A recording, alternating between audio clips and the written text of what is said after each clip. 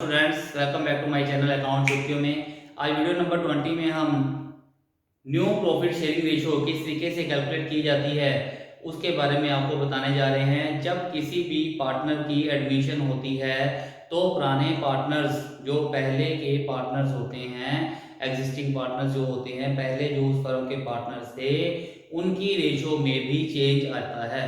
वो किस रेशो में चेंज आता है, किस तरीके से हम उसको कैलकुलेट करेंगे, उसको कैलकुलेट करने के लिए, न्यू रेशियो को कैलकुलेट करने के लिए हमारे पास तीन मेथड्स होते हैं। एक मेथड है फ्रिक्शन मेथड, दूसरा मेथड है एक्वायर्ड मेथड और तीसरा मेथड है सरेंडर मेथड। तो हम सीरीज टू सीरीज हम इसको सिस्टमैटिकली आपको पहले मेथड से शुरू करने जा रहा हूं मैं। सबसे पहले है फ्रिक्शन मेथड। फ्रिक्शन मेथड क्या होता है, इसमें देखिए कैसे ए और बी दो पार्टनर्स हैं, ए और बी हमारे दो पार्टनर्स हैं, इनकी रेशियो है 3:2। सी नया पार्टनर आ गया, उसका शेयर है 1/4। टोटल प्रॉफिट का 1/4 शेयर जो है वो सी की रेशियो है। अब क्या करेंगे हम, सबसे पहले सपोज करेंगे, suppose total profits 1, C share 1/4,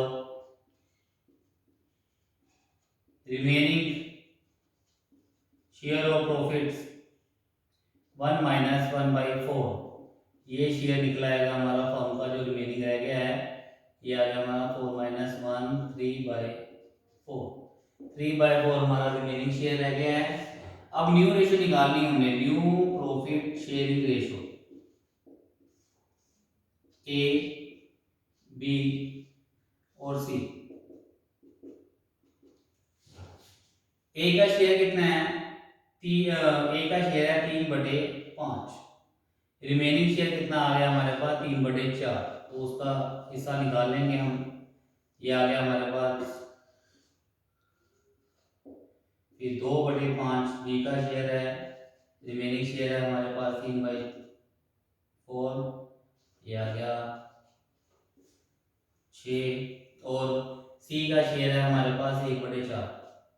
1/4, ये भी 20 है, ये भी 20 है। सबसे पहले तो हमने ओब्लिक को 20 लेके आना है, यहाँ भी 20 करना है।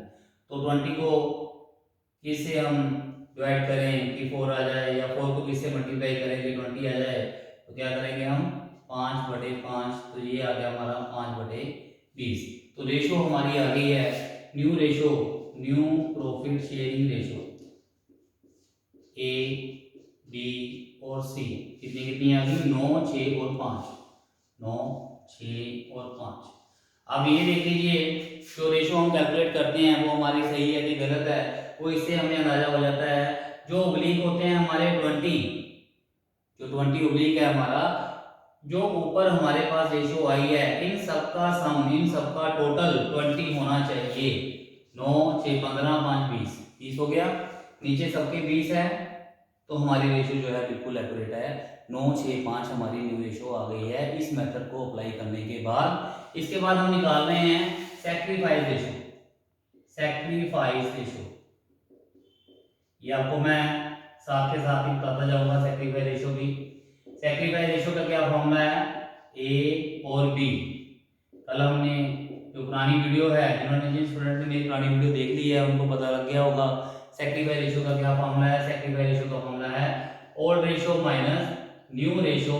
ये सिर्फ सैक्रिफाइस रेशो उन्हीं की निकाली जाती है जो पुराने पार्टनर्स होते हैं, जो एग्जिस्टिंग पार्टनर्स होते हैं। इट मींस के ओल्ड रेशो कितनी है हमारी, ए की ओल्ड रेशो है 3/5। ए की न्यू रेशो कितनी आई है, 9/20। बी की ओल्ड रेशो कितनी है, 2/5। बी की हमारी न्यू रेशो कितनी आई है, 6/20।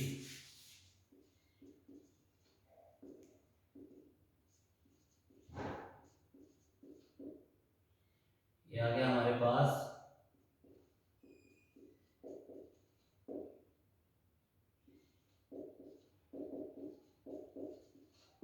तो सैक्रिफाइस रेशो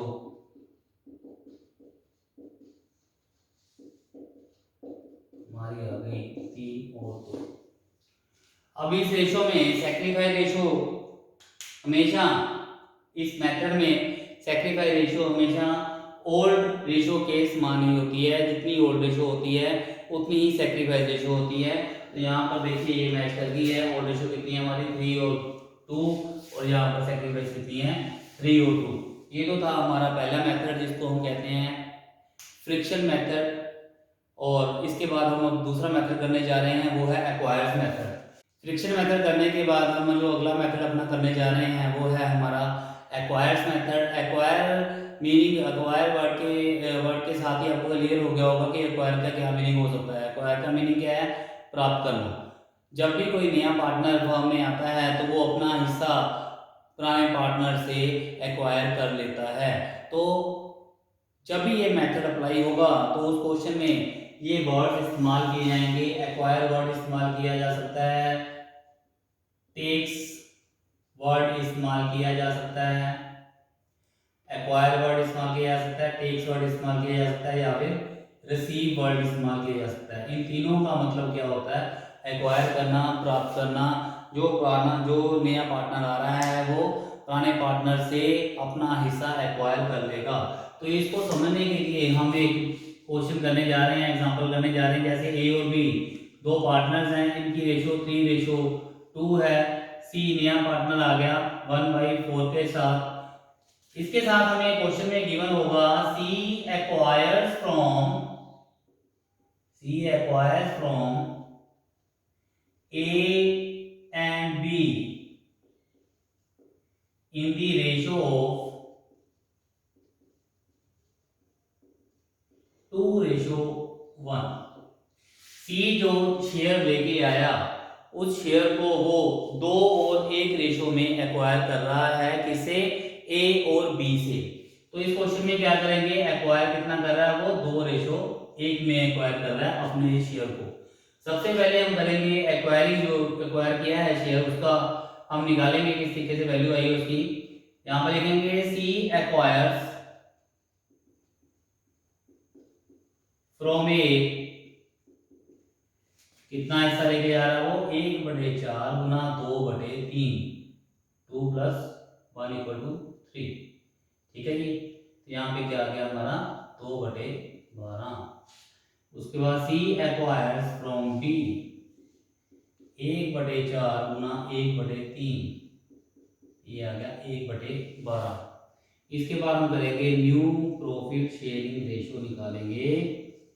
ये हिस्सा 2/12 और 1/12 सी ने एक्वायर कर लिया ए और बी के शेयर से।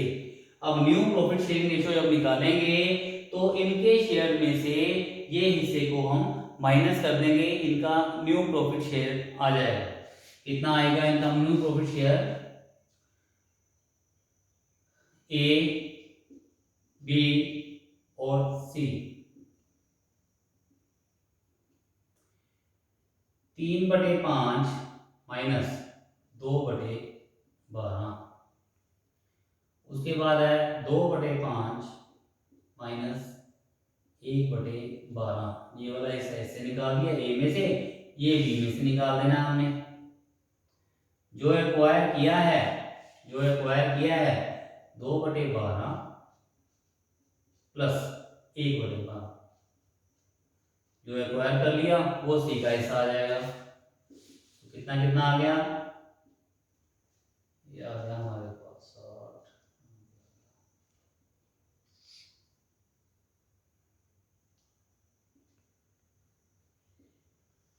इसको सोल्व कर लीजिए।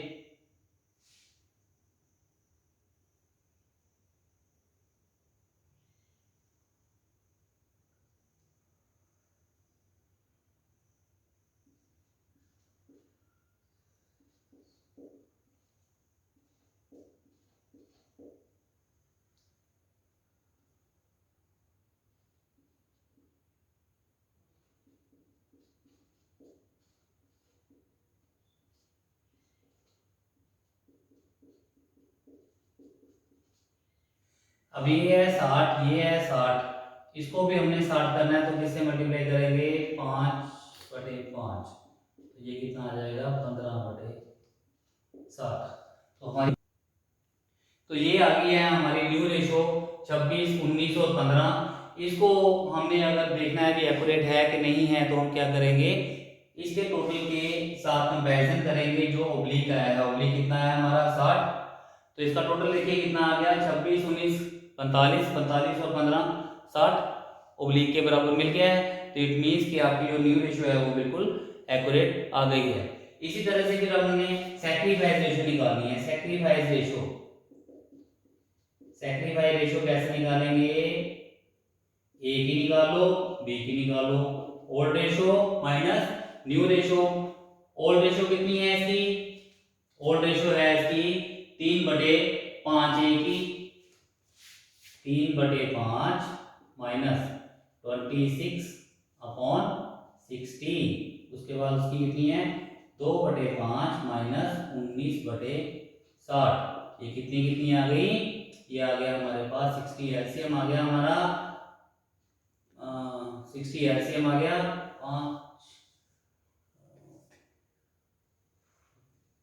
36 माइनस 26, ये आ गया 10/60 और ये आ गया 60 एलसीएम।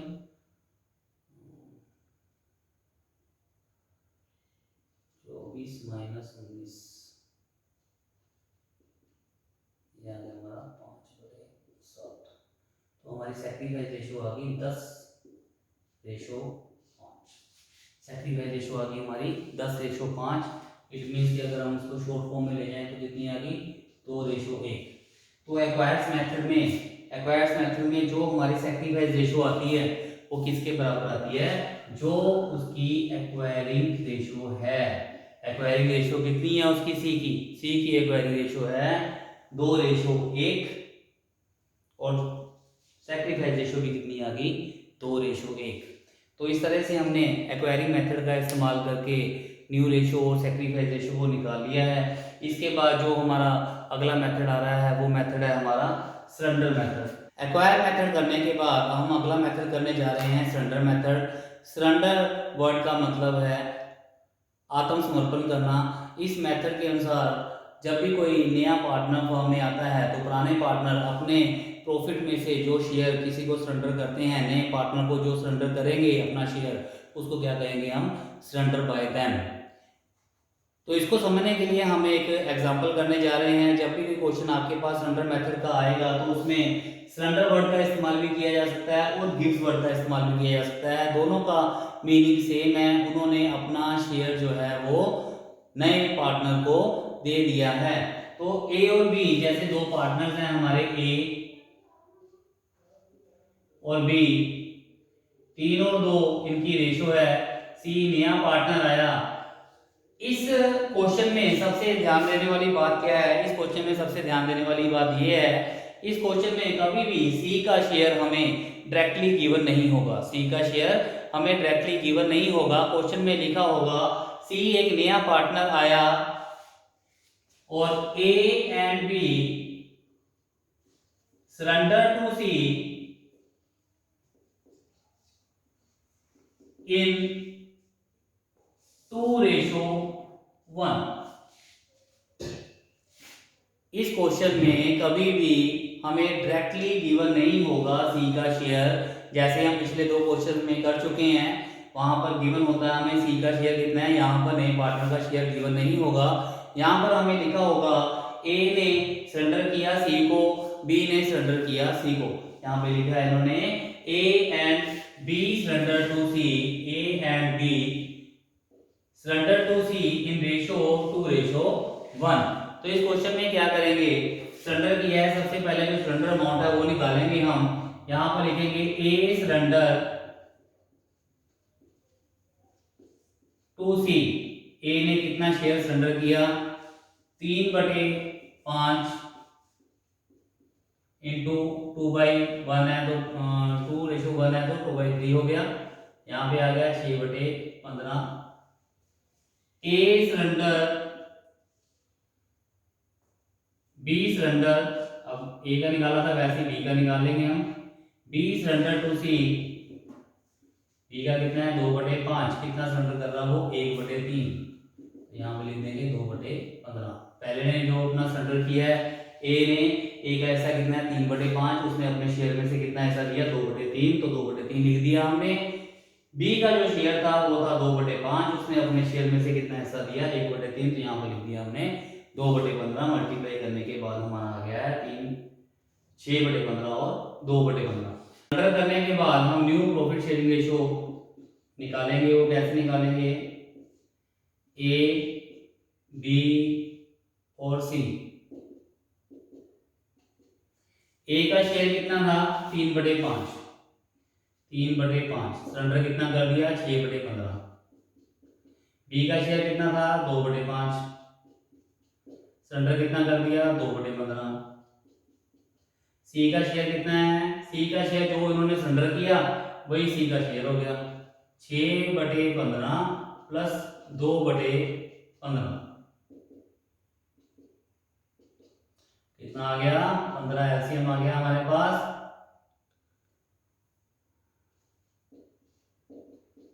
3/15, फिर 15 एलसीएम आ गया,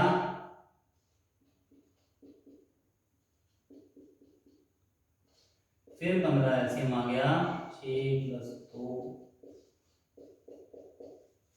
तो न्यू प्रॉफिट शेयरिंग रेशो इस केस में कितनी आ गई हमारी, न्यू प्रॉफिट शेयरिंग रेशो आ गई है इस केस में हमारी 3, 4 और 8।